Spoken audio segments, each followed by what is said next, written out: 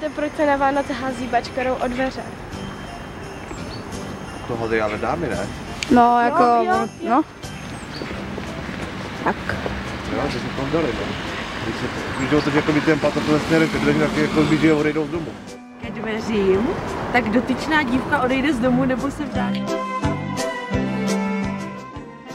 Jenom jestli nevíte, proč se na Vánoce rozkrojují jablíčka.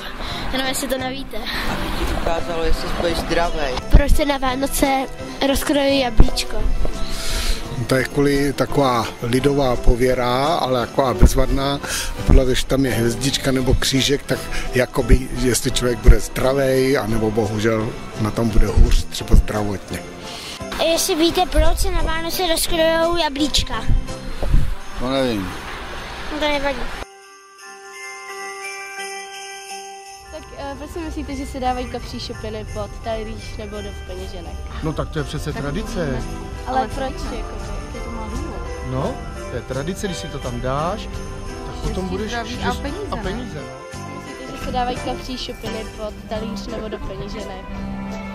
No, aby jsme měli po celý rok hodně peněz. Je. Děkujeme vám. Proč se na Štědrý den do večeře nesmí jíst? Vy jste viděli zlatý prasátko, ne? Víš, proč se od rána od 4 dne až do večera se nesmí jíst?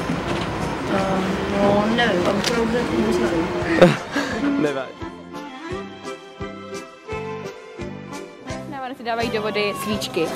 No. A to znamená, když ty svíčky vlastně splavou k sobě, jakože se doplavou k sobě ty svíčky a jsou všichni v jednom celém kumlu. Co to znamená? No, víte? Já jsem si myslela vždycky, že to je symboly jako rodiny, že jo, když jsou u sebe, tak jako, že se nerozchází. Jak se na Vánoce dávají do vody svíčky? No. Tak co znamená, že ty svíčky vlastně připlavou k sobě? Když by se ty lidi měli zblížit a když jdou od sebe nebo ke krajům, takže se odejdou z baráku. Dobrý den, mohli bychom se vás na něco zeptat? Tak nic.